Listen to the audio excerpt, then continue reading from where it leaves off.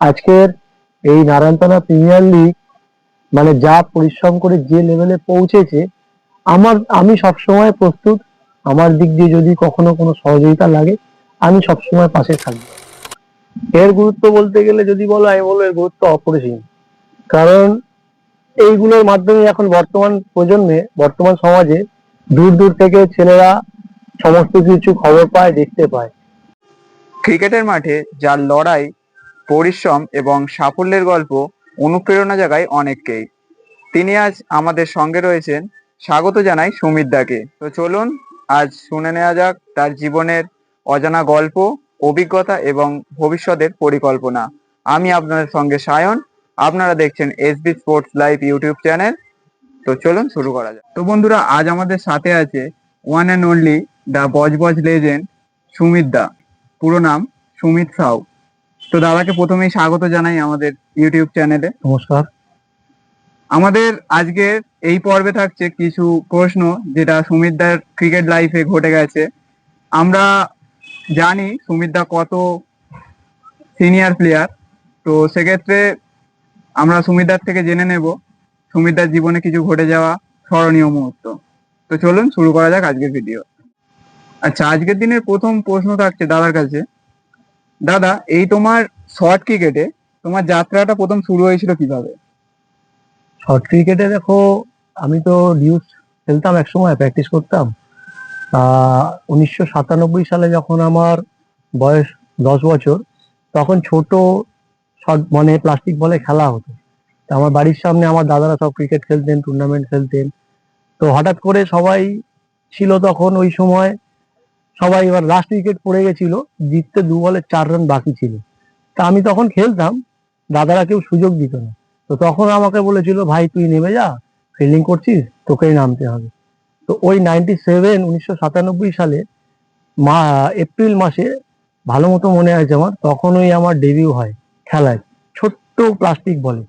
তখন তো এরকম যেটা বড় 10 প্লাস্টিক গ্রাম বল ছিল না। 10 গ্রাম বল যেটা। হ্যাঁ হ্যাঁ, 10 গ্রামে ছোট্ট, তখন হোয়াইট বলে খেলা হতো। তো ওই 2 বলে 4 রান বাকি ছিল। তো দাদারা ভরসা করে নামিয়ে দিয়েছিল, অপোনেন্টে ছিল বা সিনিয়র দাদারাও ছিল। তো ভেবেছিল যে বাচ্চা ছেলে কি করো, 10 বছরের ছেলে। তা আমি ফার্স্ট বল নেমেই ক্যাজুয়ালি বল করেছিল, 4 মেরে দিয়েছিলাম। ওটাই 97 সালে আমার প্রথম ডেবিউ। তখন ওই তারপরে জেতার পরে সবাই, মা, বাপি, পিসি, মেসো, সবাই তখন খাতা, বই, পেন্সিল নিয়ে সবাই আমাকে উপহার দিয়েছিল।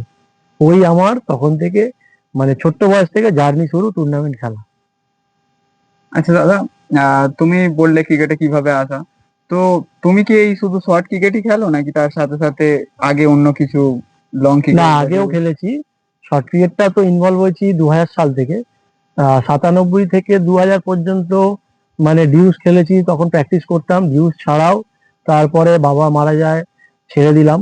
মানে তখন ওই পড়াশোনায় ইনভলভ হলাম, হতে হতে তার সাথে সাথে প্লাস্টিকের সাথে সাথে ক্যাম্বিসও খেলেছি, লংও খেলেছি, শর্টও খেলেছি। ইভেন 6 মারাও তখন টুর্নামেন্ট খেলেছি। 6 মারায় তখন পাড়ায় পাড়ায় সব টুর্নামেন্ট মানে ছেলে হিসাবে খেলতো। পোকপাড়ির টিম ছিল 786, আরো সুভাষ উদ্যানের টিম ছিল, অনেক টিমই ছিল। 6 মারাও খেলেছি। এবারে আস্তে আস্তে সেটা পরিবর্তনের মাধ্যমে মানে চার চার মারায় ইনভলভ হয়ে গেছে। আচ্ছা দাদা, ছোটবেলায় আহ তুমি কাকে দেখে ক্রিকেটটা শুরু করেছিলে? ছোটবেলায় বলতে গেলে, আমাকে যে এই ক্রিকেটে ইন্সপায়ার করেছে, আমার সাথে ফেসবুকে ইনভলভ আছে তাপস সরকার। আমার মানে আমাদের তখন দাদাদের টিম ছিল, বা বজবজের বাবু স্পোর্টিং ক্লাবের অ্যাকশন অ্যাটাক একটা টিম ছিল। তখন ওই টিমটাকে সবাই ভয় পেত। সব এখনকার জেনারেশনে সবাই হয়তো জানবে না, টুপাই জানবে, আমাদের তাপস জানবে, এরা হুম। জানবে। অ্যাকশন অ্যাটাক একটা টিম ছিল, লোকে ভয় পেত তখন ওই মানে টিমটার সাথে খেলা। অ্যাকশন অ্যাটাক সব ফরম্যাট খেলতো, 6 মারা, আচ্ছা 4 মারা। ইভেন তখনকার দিনের লক হ্যান্ডেরও টিম ছিল, অ্যাকশন অ্যাটাক টিম। তখন ভদুদা, তাপস, তাপসদা, শঙ্কর দা, তারপরে আমাদের এদিকে 76 দা, এদের একটা বিশাল বড় টিম ছিল। তখন আমরা ছোট, আর আমার সাথে আমার বেস্ট পার্টনার ছিল সন্টু, সে এখন খেলে না, ওর হাত ভেঙে যাওয়ার পরে থেকে আর খেলে না। তো ওই তাপস সরকারি, তাপস দাই আমাকে নিয়ে আসে। টিম এমন একটা সময় গেছে, 98 সালে, মানে লক হ্যান্ড জেতার মতো পজিশন নেই। সেই পজিশনে একমাত্র তাপস দাই ও দাদার সাথে পেছনের সাথে ঝগড়া করে বলেছিল যে দাদা সুমিতকে নামিয়ে দে।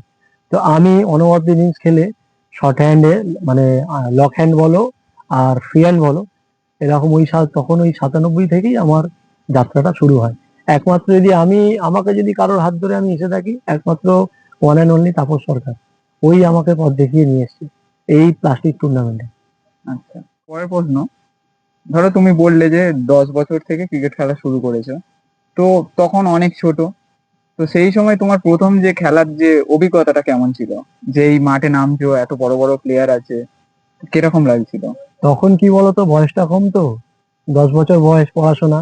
তবে হ্যাঁ, ওই সময় মানে এতটাই পরিমাণ হার্ডওয়ার্ক করেছি, আমাদের একটা শিডিউল ছিল। যারা আমার সময়কার প্র্যাকটিস করতো তারা জানে, দিকি, সন্টু, তাপস, এরা সবাই জানে। হ্যাঁ, তাপস দা এরাও জানে সব। মানে আমি সকাল 7টায় উঠতাম, উঠে মাঠে প্র্যাকটিস করতাম একদম টিল নাও 12টা পর্যন্ত প্র্যাকটিস চলতো। যেদিন স্কুল থাকতো, স্কুল ছাড়া বলছি, অর্ধেক দিন স্কুল যেতাম না, সারাদিন প্র্যাকটিস। মা মাঠের মধ্যেই খাইয়ে দিত। এরকম সন্টুও থাকতো, আমিও থাকতাম, তাপসদাও থাকতো, তাপস সরকারও থাকতো, সব আমাদের মানে সিনিয়ররাও, প্যাচনরাও থাকতো। তো ওই সময়টা আবার মাঠটা বাড়ির সামনে মাঠ ছিল, তোমার ওই ঘন্টা দুয়েক রেস্ট থাকতো। 3টে বাজবে মানে কারো ঘুমাতে দিতাম না। ওইভাবেই আবার 3টে থেকে মানে সন্ধ্যে 7টা, আবার 8টা থেকে রাত্রি 11টা পাড়ার লোক অতিষ্ঠ হয়ে যেত, বলতো যে এরা পড়াশোনা করে কখন। তা আমরা রাত্রেবেলায় পড়াশোনাটা করতাম। তবে ওই সময় থেকে ভালো অভিজ্ঞতা বলতে গেলে ভালো লাগতো। ভয় বলে জিনিসটা ছিল না চিরকালই, এ না খেলবো, সুযোগ পাবো। তখন তো ফোন অত অ্যাক্টিভ ছিল না, আমরা খেলাটাই বেশি ইনভলভ থাকতাম। তো যাত্রা শুরু ওইভাবেই। এমন কোন ইনিংস যেটা তোমার কাছে এখনো স্মরণীয় হয়ে আছে তোমার ক্রিকেট লাইফে? ইনিংস তো অনেকই আছে। তখন কি বলতো, সোশ্যাল মিডিয়া ছিল না, এত অ্যাক্টিভ ছিল না, ফেসবুক ছিল না, কিছু ছিল না। ইনিংস অনেক এরকম অনেক ইনিংস খেলেছি। ঘোড়াহাটা, মুকুন্দপুর, ভিসিএস, তারপরে তোমার এরকম আমাদের ওদিকেও মানে ফায়ার ব্রিগেড, কলোনি, লক হ্যান্ডে যদি বলো, এরকম আমাদের ডাকঘরে অনেক টুর্নামেন্ট হতো, বেঙ্গল স্পোর্টিং, আখড়া স্পোর্টিং। তাছাড়া আবার এদিকে কাকদ্বীপের দিকে যদি বলো, এদিকেও লক হ্যান্ডের অনেক টুর্নামেন্ট আছে। মানে মানে মনে রাখার মতো। এবার ব্যাখ্যা করতে গেলে তো অত তো মানে মানে শেষ হবে না। আছে এরকম অনেক ইনিংসই আছে। দাদা, তুমি এই ক্রিকেটের সাথে, এই শর্ট ক্রিকেটের সাথে কত বছর জড়িত আছো? আমি তো আছি 1997 থেকে। এখন মানে তোমার হচ্ছে 2027, মানে ধরো অলমোস্ট 29 বছর রানিং। চেষ্টা করবো যতটা এখনো পর্যন্ত দিতে পারি। এই বছরটা একটু কমে গেছে, অফিসের চাপ, মানে চাপের জন্য, কাজের চাপের জন্য। যতটা দেওয়া যায় নিজেকে ইনভলভ করে চেষ্টা করব। যদি থাকতে পারি থাকবো, না হলে সরে আসতে হবে, এই ব্যাপার। আচ্ছা দাদা, তোমরা যেই টাইমে খেলা শুরু করেছিলে, সেই 90s-এ, তো তখনের ক্রিকেট আর এখনের ক্রিকেটের মধ্যে তুমি কি পার্থক্য দেখতে পাও? তখনের ক্রিকেট ছিল, আমরা তখন বাইক ছিল না, গুটিগত সাইকেল ছিল, সাইকেল নিয়ে আমরা বজবজ থেকে ডাকঘর, মোল্লা গেট খেলতে চলে যেতাম। তখন সাইকেলেই যাওয়া হতো, সাইকেল ছাড়া উইদাউট ট্রেন বাসে যাওয়া আসা করা হতো। আর রাত জাগা মানে ওখানে সারা রাত থাকতে হতো, আসতে পারতাম না। আর এখন তো বাইক অ্যাভেলেবেল। আর যার দুটোর মধ্যে যদি পার্থক্য বলো, এখন ভেরিয়েশন চেঞ্জ হয়েছে, অনেক কিছু চেঞ্জ হয়েছে, কিন্তু আগের যে জৌলুসটা ছিল সেই জৌলুসটা এখন নেই। দর্শক হতে পারে, কিন্তু আগের একটা ডিফারেন্স আর এখনের ডিফারেন্সের আকাশ পাতাল পার্থক্য। এখন আবার শুধু মানে তখন ভাগে 50 টাকা 100 টাকা পাওয়া মানে বিশাল ব্যাপার, বিশাল ব্যাপার। এখন তো মানে 50-1 লাখ তো কোনো ম্যাটারই করে না টুর্নামেন্টে। এই সবই পার্থক্য হয়ে গেছে। আর এইভাবেই জেনারেশন চেঞ্জ হবে, চলতে থাকবে এইভাবেই। আচ্ছা দাদা, আমরা তো মোটামুটি সবাই দেখি যে তুমি ম্যাচের মধ্যে, আহ একটা টুর্নামেন্টের মধ্যে বেশ অ্যাগ্রেসিভ থাকো। তো এটা কি শুধু ম্যাচের ক্ষেত্রেই হয়, নাকি বাইরেও তোমার এইরকম অ্যাগ্রেসিভ মনোভাব থাকে? না, বাইরের ক্ষেত্রে যখন প্র্যাকটিস করি সব নর্মালি থাকি, কিন্তু ম্যাচের মধ্যে একটা মানে অ্যাগ্রেসিভ মুড থাকে। ম্যাচের বাইরে আমরা সবাই বন্ধুর মতো যাই হই না কেন, কিন্তু ম্যাচের মধ্যে একটা মানে রাত জাগা অবস্থায় থাকলে তো একটু মানে চিয়ার আপ করলে বা একটু অ্যাগ্রেসিভ মুড থাকলে ছেলেরাও সেই হিসাবে মানে তৈরি হতে থাকে। সেই রকম মানে ওটা মাঠের খেলার মধ্যে মধ্যে হয়ে যায়। ইনভলভ থাকে হ্যাঁ, ওটা তারপর। মাঠের মধ্যে হয়ে যায়। হ্যাঁ, তার ছেলেদের একটু সিনিয়র হয়ে যদি একটু ছেলেদের মানে চেয়ার আপ করি, ছেলেরাও একটু ভালো লাগে, ছেলেরাও কথা শোনে, ওটা মাঠের মধ্যে হয়ে থাকে। মাঠের বাইরে তো সবাই বন্ধু বান্ধব এর পরের হয়ে থাকে। প্রশ্ন হচ্ছে, আহ তুমি তো 29 বছর ক্রিকেটে আছো, তো তুমি মাঠে নামার আগে কি কোনো রুটিন থাকে? না, অ্যাকচুয়ালি দেখো, মাঠে নামার আগে কোনো রুটিন থাকে না। আর আমি মানে একসময় টিম করেও খেলেছি, বড় টিম করেও খেলেছি, টিম বানিয়েও, যেখানে বুম্বা, টুপাই, তাপস এরাও টিম করতো, খেলা হয়েছে। কিন্তু টিম এরকম কোনো মানে প্রিপারেশন থাকে না। টিমে কারা কি আছে কখনো দেখি না। অপোনেন্ট টিম ভালো, সব টিমই ভালো মনে করি। নিজের বেস্ট এফোর্টটা দেওয়া যায়, টিমকে কিভাবে সবাইকে ইনভলভ করে এফোর্টটা কন্ট্রিবিউশনে 100% নেওয়া যায়, যাতে জিত হয়, সেই প্রচেষ্টাটাই করতে থাকি। সে আমার দিক দিয়ে বলো আর টিমের দিক দিয়ে বলো, এইভাবেই হয়ে এসছে আর হয়েও যাবে। বেশ। দাদা, তুমি একদিনে সর্বোচ্চ কটা টুর্নামেন্ট খেলেছো? এটা তো আমি একদিনে যদি বলো টুর্নামেন্ট খেলেছি বলতে গেলে 5টা টুর্নামেন্ট খেলেছি। আমার সাথে ছিল, তার সাথে সাথে ছিল হাওড়ার রূপন। হ্যাঁ, ও জানে। আমরা একদিনে টানা 3 দিন বাড়ি ঢুকিনি, টানা 5টা টুর্নামেন্ট খেলেছি। হ্যাঁ, সবটা অ্যাটেন্ড করতে পারিনি, কিন্তু 5টা টুর্নামেন্ট আমরা অ্যাটেন্ড করেছি। লাস্টে আমরা 3 দিন বাড়ি ঢুকিনি, 3 দিন পরে বাড়ি ঢুকেছি। আচ্ছা, বাড়ি থেকে কি সেই সাপোর্টটা পাও বাড়ি থেকে যে এই সাপোর্টটা, 3 দিন বাড়ি ঢোকোনি? হ্যাঁ, বাড়ি থেকে সাপোর্টটা পাই খুবই। মাও খুব খুশি হয়, বাড়িতে যখন পাড়ার লোকেরাও মানে খুব খুশি হয় যখন জিতে ফিরি, জিনিসপত্র নিয়ে, যাই হোক, যেটুকু প্রাপ্য পাই মাঠে, সবাই খুশি হয়, পাড়ার লোকও খুশি হয়। হ্যাঁ, সবাই ভালোবাসে। ক্লাবে তো দাদারা তো খুবই ভালোবাসে। হ্যাঁ, সাপোর্ট পাই। কাজের চাপে এখন একটু খেলা কমে গেছে, কিন্তু সাপোর্ট পাই। আচ্ছা দাদা, এই 5টা টুর্নামেন্ট, এটা কিন্তু মানে 5টা জায়গায় পার্টিসিপেট করাটা কোনো ছোট কথা নয়, কিন্তু এই 5টা জায়গায় তোমরা কিভাবে অ্যাটেন্ড করো কিভাবে? অ্যাটেন্ড করতে হয়, বাইক থাকে তো। তা ওই যেভাবে আমাদের যে টিমমেটস, ওনার খেলা ধরে থাকে। তাপস এক সময় টিম করতো, ওই দায়িত্বে ছিল। তা ওই টিম করতো, ওই মেনটেন করতো, চাপ হতো, কষ্ট হতো। হ্যাঁ, কিন্তু কোনো এক সময় তখন বয়স কম হয়ে যায়, ম্যানেজ হয়ে গেছে। হেরেছি, হ্যাঁ, কিন্তু অ্যাটেন্ড করেছি। আচ্ছা, সর্বোচ্চ একদিনে কটা টুর্নামেন্ট জিতেছো? একদিনে জিতে জিতেছি তো, সর্বোচ্চ যদি 24 ঘন্টায় বলো, মানে হুম। রবিবার দিন ধরো দুপুর থেকে সোমবার 12টা পর্যন্ত বলো, আমরা 4টে টুর্নামেন্ট জিতেছি। দুটো ডে টুর্নামেন্ট খেলে জিতেছি, প্লাস রাতে দুটো টুর্নামেন্ট, একটা মানে 8টা টিমের খেলা হচ্ছিল বলেই পসিবল হয়েছে। ওই জন্য একটা কমপ্লিট করে আর একটা লাস্টের দিকে খেলে আমরা 4টে টুর্নামেন্ট জিতি। তোমার এই শর্ট ক্রিকেটে আহ তোমার বেস্ট ফ্রেন্ড কে, মানে খেলার সঙ্গে তোমার সঙ্গে খুব ভালো না দেখো, ফ্রেন্ডশিপ আছে? খেলার সঙ্গে আমার সময়কার যদি আমার বেস্ট ফ্রেন্ড ছিল সন্টু। আর সন্টু ছাড়া যদি আমি কাউকে সব কথা বলি, ইভেন মানে আমার প্রবলেম, আমার বিপদে, সবকিছুতে যদি কেউ থাকে, সেটা একমাত্র টুপাই। টুপাইকে সব দুবাই। কথা বলি। হ্যাঁ, টুপাইও আমার সাথে, ওর সাথে বন্ডিং খুব ভালো। ওই একমাত্র মানে, ওরও কিছু হলে আমিও যাই, কোনো সমস্যা হলে জানালে, টাকা পয়সা দিয়ে না হেল্প করতে পারলেও আমি ওর সবসময় পাশে থাকি, চেষ্টাও করি। আর ও একমাত্র এমন একটা ছেলে যে মানে আমাকে সবসময়, হ্যাঁ, কোনো প্রবলেম হলে ও সবসময় আমাকে এগিয়ে পাশে আসে। থাকে বন্ধু হিসেবে। একমাত্র ওই, যার সাথে আমি সব কথা বলতে পারি। আচ্ছা দাদা, এই যে রিসেন্ট টাইমে দাঁড়িয়ে আমরা দেখে থাকি, তুমিও খেলতে যাও অনেক জায়গায়, দেখো যে এই ধারাভাষ্যকার এবং লাইভ স্ট্রিমিংটা সব জায়গায় কমিটিরা আয়োজন করে, তো এর গুরুত্বটা কতটা তুমি মনে করো? এর গুরুত্ব বলতে গেলে যদি বলো, আমি বলবো এর গুরুত্ব অপরিসীম। কারণ এইগুলোর মাধ্যমে এখন বর্তমান প্রজন্মে, বর্তমান সমাজে দূর দূর থেকে ছেলেরা সমস্ত কিছু খবর পায়, দেখতে পায়। আর এই যে লাইভ কমেন্ট্রি বলো, কমেন্ট্রি হিসাবে কিশলায় খুব ভালো কমেন্ট্রি। তারপরে তোমার দিকে তোমার আছে বাপ্পাও খুব ভালো কমেন্ট্রি, এরা ভালো কমেন্টেটার। আর যদি বলো লাইভ পডকাস্টের ভিডিও বা লাইভ করা, এটা একমাত্র বছর 5 হয়েছে এগুলো খুব পপুলারিটি বেড়ে গেছে। একমাত্র সুপ্রিয়কে দেখতাম, কুলপির সুপ্রিয় স্টার্ট করেছিল সে বর্তমানে এখন আর টাইম পায় না, করতে পারে না। আর এর পরবর্তীকালে যদি বলো তাহলে বলতে গেলে এস মল্লিক আছে, তোমরা আছো, তারপরে জি বাঙালি বাবু আছে, বেঙ্গল স্পোর্টস টিভি আছে, তারপরে ওদিকে হুগলি জেলার দু একটা আছে, নামটা মুহূর্তে বলতে পারছি না।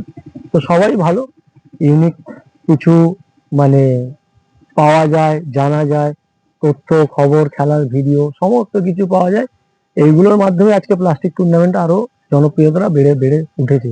আর আগামী দিনেও এগুলো চলতে থাকবে, আরো বেটার বেটার জায়গায় প্লাস্টিক টুর্নামেন্টটা পৌঁছে যাবে। ক্রিকেটের বাইরে তেমন তো টাইম হয়ে ওঠে না, ডিউটি ক্রিকেট, তার বাইরে যেটুকু অবসর টাইম পাও কি করতে ভালো লাগে? অবসর টাইমে আমি মেনলি প্র্যাকটিসই করি, বাড়িতে বল টাঙানো আছে, প্র্যাকটিসই করি, সময় পেলে মাঠে যাই। এটাই আমার বেশি, যদি বলো মানে আজ থেকে না, বিগত মানে 28-29 বছর ধরে এটাই আমার মানে অবসর সময় আমি এটাই করে থাকি, এখনো পর্যন্ত করে চলেছি। নতুন প্রজন্মের জন্য এটা জেনে রাখা দরকার কিন্তু, যে অবসর টাইমটুকু ফোনে না দিয়ে নিজেকে আরো মোটিভেট করা ক্রিকেটের প্রতি, আরো প্র্যাকটিস করে নিজেকে আরো অন্য উচ্চতায় তুলে নিয়ে যাওয়ার পিছনে কিন্তু এইগুলো থাকে। না, একটা জিনিস কি বলতো, তোমার মনে যদি ইচ্ছা থাকে, চেষ্টা থাকে, আর পেটে যদি খেলার প্রতি খিদে থাকে, এই তিনটে জিনিস থাকলে তুমি অনেক দূর এগোতে পারবে। আমি একটা ছোট্ট ঘটনা বলি, এটা আমার ব্যক্তিগত দিক দিয়ে বলছি, এটা কাউকে মানে তুলোধন করে বলছি না, ব্যক্তিগত একটা ঘটনা বলি।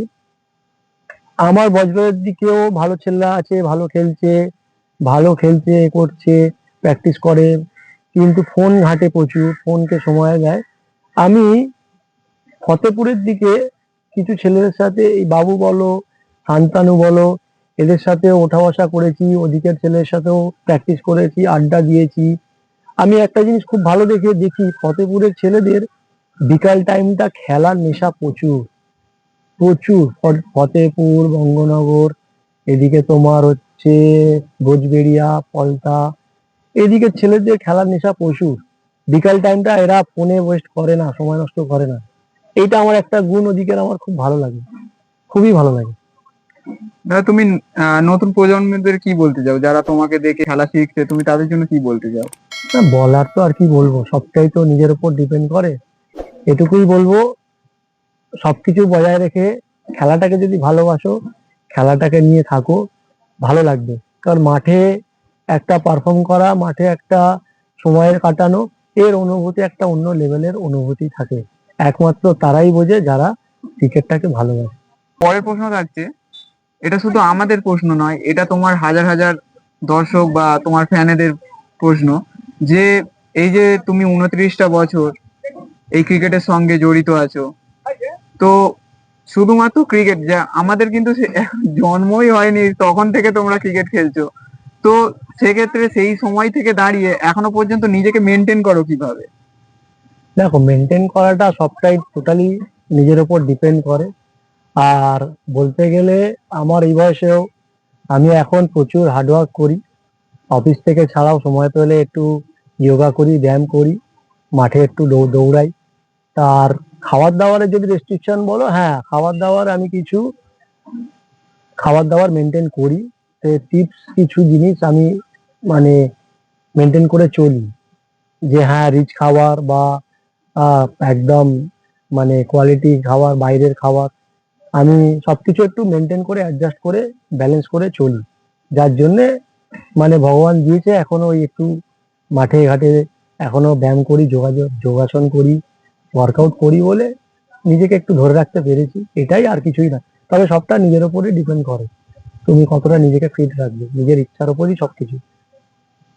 আচ্ছা দাদা, এই তোমার চাকরি লাইফ একদিকে, একদিকে ক্রিকেট, তো এখন তো অফ সিজন, এখন পুরোপুরি ধরতে গেলে অফ সিজন, তো তুমি এই অফ সিজনে কিভাবে নিজেকে মানে চালনা করো?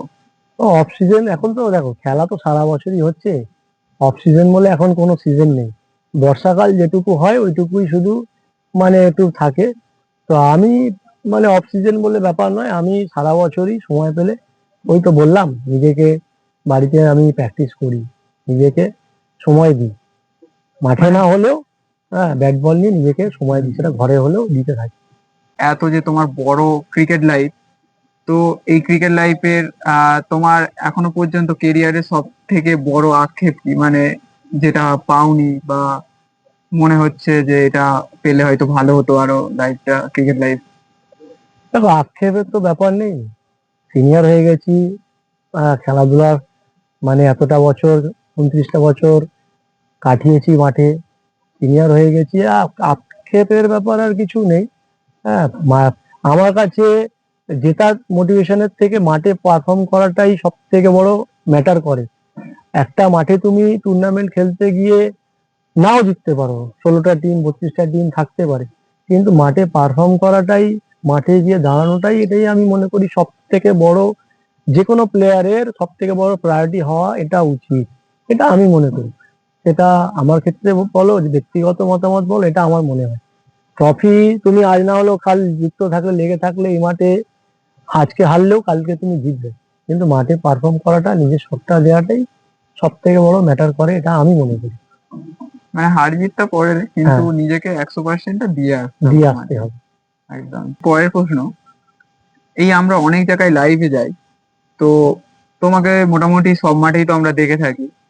তো আমরা একটা জিনিস খুব ভালোভাবে লক্ষ্য করেছি যে বিভিন্ন প্লেয়াররা বিভিন্ন রকম জার্সি পরে খেলে, কিন্তু তুমি একটা তোমার পার্সোনাল একটা জার্সি আছে এবং জার্সির নাম্বার 10, এর পেছনের কারণটা কি? না, কারণের তো ব্যাপার নেই, মেন ব্যাপার হচ্ছে, দেখো আমি আগাগোড়াই মানে একটু ইউনিক চিন্তাধারা, একটু অন্যরকম কনসেপ্ট নিয়ে ভাবি, ব্যাটের দিক দিয়েও। বা এই চওড়া চওড়া ব্যাট বলো, এই সমস্ত কিছু বলতে গেলে পমদার হাত ধরে এইদিকে আমাদের সাউথ চব্বিশ পরগনায়, আমার দলে যে বলছি, আমি প্রথম নিয়ে আসি। তারপরে এই জার্সি বলো, এই সমস্ত কিছু বলো, একটু চিন্তাধারা আমার অন্যরকম মনে হয়। মনে হয় এই আইপিএল খেলার আগেও, শুরু হওয়ার আগেও, এই যে মুম্বাই ইন্ডিয়ান্সের যে জার্সি গুলো করে গোল্ডেন সাবলিমেশন প্রিন্টে, আমার কিন্তু প্রিন্ট তার আগে থেকেই করানো। জার্সি গুলো দেখতেও ভালো লাগে, সৌন্দর্য বাড়ে, আর আমার তো ভগবান বলতে গেলে একজনই, one and only Sachin Tendulkar. হ্যাঁ, মানে আমার জার্সিতে প্রথমে সচিনের মানে 100-এ 117 রান করারই, ব্যাট হাতে তোলার সেই জার্সি ছবি থাকতো সচিনের। তারপরে ওটাকে আস্তে আস্তে আবার, এখনো রয়েছে, আস্তে আস্তে আবার এখন বাজ পাখি দিয়ে, মানে একটু ইউনিক চিন্তাধারা থাকে, একটু নতুন কনসেপ্ট থাকে, ওটাকে ইউটিলাইজ করি। আর দেখতেও ভালো লাগে, যার জন্যই করা। একটু কস্টলি হয়, কিন্তু মেনলি যদি বলো, ওই একটা কারণেই করা, ভালো লাগে দেখতে, যার জন্যই করা। আচ্ছা দাদা, এই 10 নম্বর তুমি যে বললে তোমার idol Sachin Tendulkar, the god of cricket, তো এই শুধু 10 নম্বরটার পেছনে কি শুধু ওনাকে স্মরণ করেই রাখা হয়, নাকি এতে একটু লাকটাও ফেভার করে না, মাঠে? যে কোনো খেলায় লাক তো ম্যাটার করেই, কিন্তু আমার ভগবানকে নিয়ে, জার্সি নিয়ে আমরা পিঠেতেই রাখতাম, ভগবান থাকতো। আর আবার জার্সিতে লেখাও থাকতো, গড ইজ হেয়ার লেখা থাকতো। উপরে লেখা থাকতো, তার নিচে থাকতো সচিনের লোগো থাকতো। হ্যাঁ, ভালো লাগে। যেরকম টুপাইয়েরও, টুপাই যেমন বিশাল ফ্যান, আমিও সেরকম সচিন ভক্ত, দুজনেই। তোমার এই ক্রিকেট লাইফে এখনো পর্যন্ত সব থেকে বড় অর্জন কোনটা? জীবনে তো সবকিছুই জিতেছি, পেয়েছি। আর সব থেকে বড় অর্জন যদি বলতে পারো, জিতেছি অনেক অনেক সময়, অনেক বছর, তখন তো অত টাকা পয়সা ছিল না। 2023টা আমার খুব ভালো হয়েছে, জেপিএল থেকে শুরু করে হাওড়ার ম্যাক্সিমাম টুর্নামেন্ট, এদিকেও আমাদের সাউথ চব্বিশ পরগনার এদিকেও সমস্ত টুর্নামেন্ট জিতেছি। মোটামুটি একটা টুর্নামেন্ট খেলে আমি জেপিএল থেকে অলমোস্ট 50 টাকা কামিয়েছি। ওই সময়টা, ওই 23 সালটা আমার খুব ভালো গেছে। আর 23 সালেই ভালো গেছে বলেই বাইকটাও নিয়েছিলাম, হ্যাঁ, শখটা পূরণ করেছি। দাদা, আমরা মোটামুটি সবাই কম বেশি জানি, এখনো অতটাও প্রচার হয়নি, তবে এনপিএল বলে আমরা একটা লিগ চালাই, নারায়ণতলা প্রিমিয়ার লিগ। তো সেখানে তুমি সিজন 1-এ চ্যাম্পিয়ন, অর্থাৎ গত বছরে। তো এর পাশাপাশি তার আগের বছরে আহ একটা ওপেন টুর্নামেন্ট হুম। হয়েছিল, সেখানেও তুমি অনেক ভালো পারফরমেন্স করেছিলে এবং বেস্ট ব্যাটসম্যানেরও তকমা জিতেছিলে। এবং গত বছর চ্যাম্পিয়ন হলে, তার সাথে সাথে অনেক ইন্ডিভিজুয়াল পুরস্কার ছিল, এই মুহূর্তে মাথায় নেই। যাই হোক, তো এর থেকে কি আমরা বলতে পারি যে নারায়ণতলা থেকে সুমিতদা খালি হাতে ফেরে না? না দেখো, আমি মানে দুটো কথা বলি। প্রথম কথা হচ্ছে, আইপিএল ফরম্যাটের যদি কোনো টুর্নামেন্ট, ভালো টুর্নামেন্ট, কম সময়, খুব ভালো অ্যারেঞ্জমেন্ট, খুব ভালো পরিচালনা করে করতে পারে, সেটা একমাত্র দুটো কমিটি। এক হচ্ছে আমাদের সাউথ চব্বিশ পরগনার এদিকে হলে নারায়ণতলা প্রিমিয়ার লিগ, আর একটা হচ্ছে হাওড়ার বুকে যুগ্ন প্রিমিয়ার লিগ। এই দুটো টুর্নামেন্টকে আমি আইপিএল ফরম্যাটে আমি সবার উপরে রাখবো। এই দুটো টুর্নামেন্ট আমার কাছে অনেক ভ্যালুয়েবল টুর্নামেন্ট, সব থেকে বড় এটা আমার জীবনের পাওনা। আর রইলো নারায়ণতলা প্রিমিয়ার লিগ বা যুগ্ম প্রিমিয়ার লিগের যদি কথা বলো, এরা প্রচুর কঠোর পরিশ্রম করে। প্রত্যেকটা মানে কম বয়সী ছেলে থেকে শুরু করে প্রাপ্তবয়স্ক ছেলেরা প্রচুর মানে মানে হার্ডওয়ার্ক করে, প্রচন্ড খাটে। মানে খাটার এই পরিশ্রমের ফল হচ্ছে সফলতা পায়। আজকের এই নারায়ণতলা প্রিমিয়ার লিগ মানে যা পরিশ্রম করে যে লেভেলে পৌঁছেছে, আমি সবসময় প্রস্তুত। আমার দিক দিয়ে যদি কখনো কোনো সহযোগিতা লাগে, আমি সবসময় পাশে থাকবো। সেটা নারায়ণতলা প্রিমিয়ার লিগ হোক আর যুগ্ম প্রিমিয়ার লিগ হোক। তো খুব ভালো দাদা একটা নারায়ণতলা প্রিমিয়ার লিগ সম্পর্কে কথা বললো, এবং আমরা চাইবো দাদা যেন প্রত্যেক বছর এখানে পার্টিসিপেট করে, আর আমরাও চেষ্টা করব আমরা টুর্নামেন্টটাকে আরো এগিয়ে নিয়ে যাওয়ার। দাদার কাছে এবার একটা খুব গুরুত্বপূর্ণ প্রশ্ন করব। দাদা, তোমার ক্রিকেট লাইফ অনেক বড়, অনেক এগিয়ে গেছে, তো বলতে গেলে আর কিছু বছর তোমাকে মাঠে দেখতে পাবো। তো তোমার তোমার শেষ ম্যাচ, জীবনের ক্রিকেট লাইফের শেষ ফেয়ারওয়েল ম্যাচ তুমি কোন মাঠ থেকে নিতে চাও? না যদি দেখো, ওপেন টুর্নামেন্ট বলো বা কোনো লিগ থেকে বলো। যদি ওপেন টুর্নামেন্ট বলো আর যদি আইপিএল ফরম্যাটের টুর্নামেন্ট বলো, যতদিন পারফরমেন্স শরীর দেবে ততদিন আমি পারফর্ম করার চেষ্টা করব। আর রইলো ফেয়ারওয়েল শেষ ম্যাচ, প্রস্তুতির ম্যাচ খেলে যদি খেলা থেকে সরে যেতে হয়, তাহলে আমি মানে নারায়ণতলা প্রিমিয়ার লিগের যেটা আইপিএল ফরম্যাট হয় ওটা শেষ করে খেলা থেকে মানে সরে আসবো। আর ওপেন টুর্নামেন্ট যদি বলো, ওপেন টুর্নামেন্ট যদি হয়, তাহলে আমি সবসময় দুটো টুর্নামেন্টকেই বেশি প্রেফার করব। দুটো টুর্নামেন্ট আমি, সব টুর্নামেন্টে যদি পার্টিসিপেট করতে নাও পারি, আমি ভিসিএস আর বটের ছায়া এই দুটো টুর্নামেন্ট আমি মানে খেলে আমি খেলাটা শেষ করতে চাই। আমরা কম বেশি সবাই জানি যে তোমাদের একটা সেট টিম ছিল, বজবজ রানীমা। তো কোনো কারণবশত আমরা এখন কোনো মাঠে দেখতে পাচ্ছি না সেট টিমটাকে। তো আমরা কি ভবিষ্যতে এই টিমে তোমাকে দেখতে পাবো, কি তোমার আরো কোনো চিন্তা ভাবনা আছে ভবিষ্যতে আরো কোনো টিম সেট নিয়ে খেলবে? দেখো, বলতে গেলে প্রত্যেক বছরই টিম তৈরি হয়, টিম ভাঙে। এটা 97 সাল থেকে টিল নাও এখনো পর্যন্ত জেনারেশন আসছে যাচ্ছে, চেঞ্জ হয়ে আসছে, দেখছি তো। আমার সময় ছিল অ্যাকশন অ্যাটাক, তারপরে অ্যাকশন অ্যাটাক পরে হলো বজবজ একাদশ, বজবজ একাদশের পরে হলো চ্যালেঞ্জার চিতা, চ্যালেঞ্জার চিতার পরে হলো আমাদের বজবজ একটা মানে 7 স্টার হলো। অনেক রকমই টিম ছিল, টিম আসছে যাচ্ছে, যেতেও থাকবে। আর এখন তো শুধু টাকার খেলা, টিম, টাকা পয়সা মতবিরোধ থাকলে টিম তো। তারপরে সব থেকে বড় জিনিস এখন স্পন্সর, স্পন্সররা এমন একটা অপরচুনিটি টাকা পয়সার লেনদেনের দেখিয়ে দেয়, যার জন্য এখন ছেলেরা অ্যাক্টিভ একসাথে থাকতে চায় না। এটাই হচ্ছে তার সব থেকে বড় মানে ইস্যু। সেই কারণেই এবার টিম যদি মনে করি যে হ্যাঁ টিম করব, ছেলেদের এক জায়গায় করব, ছেলেরা ভাইয়েরা সব আমি বললে কথা শুনবে, কিন্তু সেই পরিস্থিতি আমার এখন চাপ। হ্যাঁ, যদি মনে হয়, বিট্টু তো আগে তোমাদের পডকাস্টে ভিডিও বলেছে যে যদি ওই টিম করতে চায় সবাই খেলবে, অবশ্যই হবে, দেখতেও পাবে, হবে। বর্তমান সময়ে দাঁড়িয়ে এখনো পর্যন্ত বেস্ট ইলেভেন তোমাকে যদি আমরা বলতে বলি, তুমি কাকে কে রাখতে চাও? দেখো, বর্তমান সময়ে বেশি দেবেন বলতে গেলে আমি ওইভাবে এক্সাক্ট বলতে পারবো না, তবে আমি আমাদের সময়কার একটা বেস্ট ইলেভেন বলতে পারবো। আর বর্তমান প্রজন্মের একটা বেস্ট ইলেভেন বলতে পারো, ব্যক্তিগত দিক দুটো টিম আমি বলতে পারো।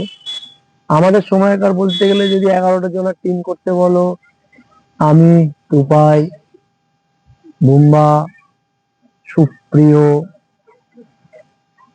শেরপুরের গৌরদা, শিবরামপুরের প্রসেন, হাওড়ার রূপন, আচ্ছা ওদিকে পমনা, আচ্ছা আর বোলার যদি বলো এদিক থেকে সোনা, তারপরে তোমার নীল, ফলতার নীল, এরকম মিলে একটা বেস্ট ইলেভেন যদি বলো। আমরা এই টিমটাকেও এক সময় খেলেছি। এই টিমটা হচ্ছে পুরানো টিম, বেস্ট ইলেভেন টিম, এটা আমার আমার মনে হয় সব ফরম্যাট খেলার মতো টিম। আর যদি বর্তমান প্রজন্মের যদি বলো, বর্তমান প্রজন্মের বলতে গেলে জয়, বুম্বা, আমি, টুপাই, চারজন এদিকে, ওদিকে ডানকুনির নিখিল, খুব ভালো মানে বোলার, অনেক বড় বোলার নিখিল, ভিকি সিং, এদিকে বুড়োদার নামটা আমি উল্লেখ করিনি, বুড়োদা অনেক পুরানো প্লেয়ার, বুড়োদাকে আমার মানে পুরানো টিমের মধ্যে বুড়োদাকেও রাখতে চাইবো। আর তাছাড়া এদিকে তোমার রয়েছে সুদীপ, বনগাঁ সুদীপ, 5 জন, 6 জন।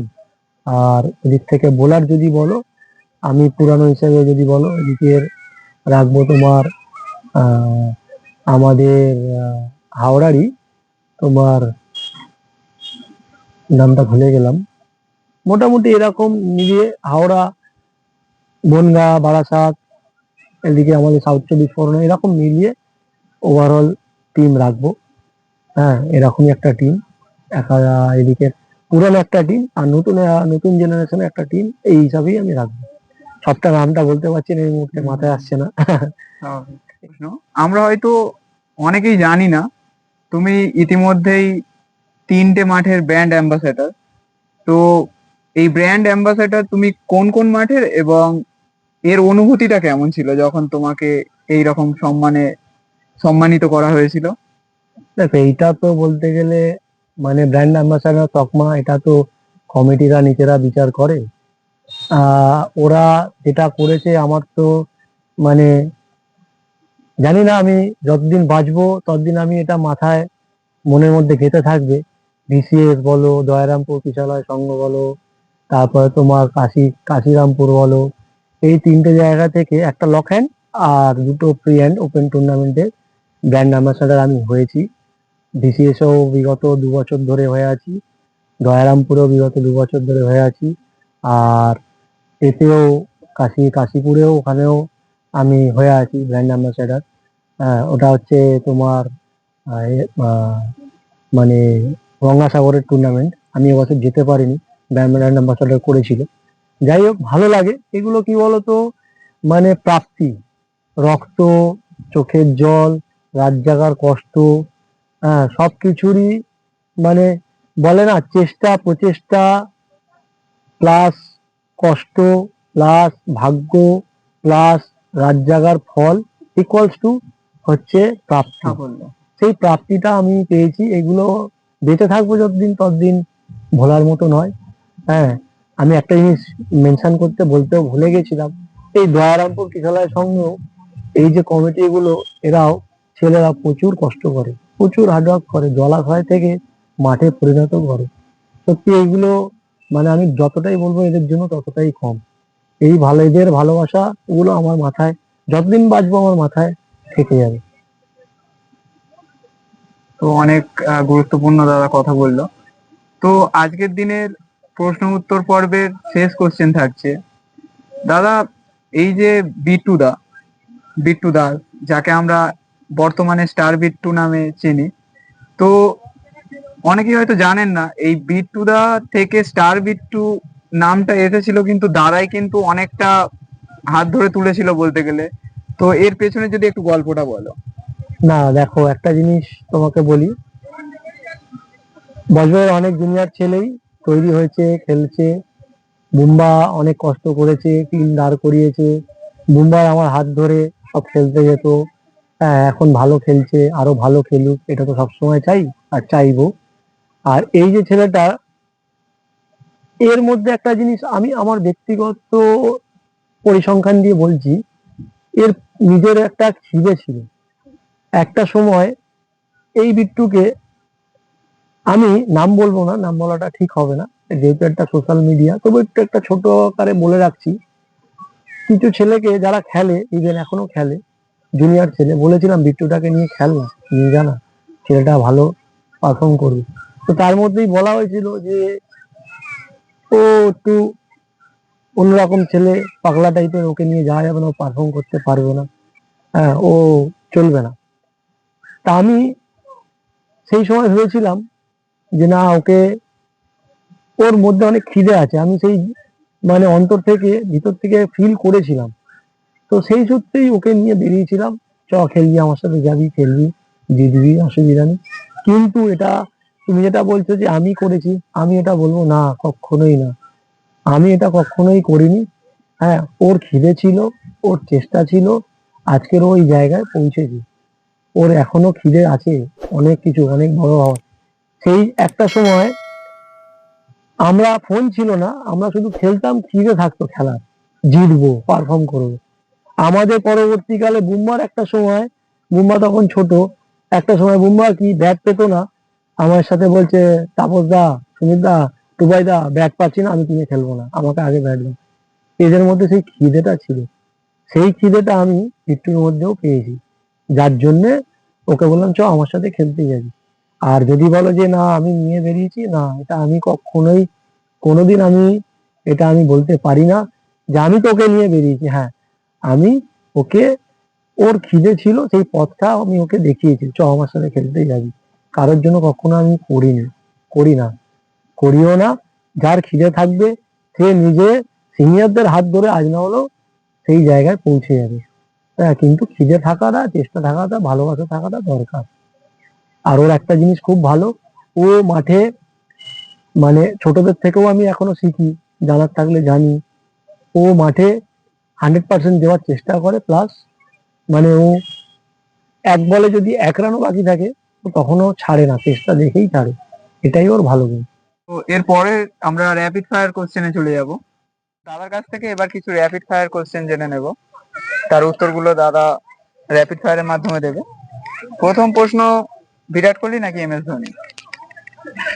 দুজনকেই, কিন্তু যদি বলো ক্যাপ্টেনশিপ ওভারঅল দিক দিয়ে, আমি মানে ধোনিকে এগিয়ে রাখি। আচ্ছা, ধোনি। বিরাট সচিন কোহলিও ভালো, তেন্ডুলকার নাকি Ricky Ponting? Always god, one and only Sachin Tendulkar. IPL নাকি ওয়ার্ল্ড কাপ? World cup. টি-20 নাকি ODI? Always T20। Test cricket নাকি টি-20 ক্রিকেট? T20। পাওয়ার প্লে নাকি death over? Death over. Batting নাকি বোলিং? Always batting. 4 নাকি 6? 4। কভার ড্রাইভ নাকি কাট shot? সবসময় প্রেফার করে এসেছি কাট শট, তো সবসময় কাট শটটাই আগে থাকি। বেশ। ইয়র্কার নাকি বাউন্সার? ইয়র্কার। ক্যাপ্টেন নাকি player? As a player. Home ground নাকি away ground? Home ground.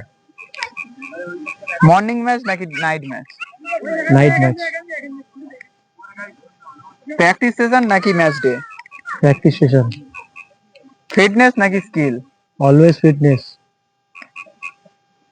Aggressive cricket নাকি smart cricket? Aggressive mood, always.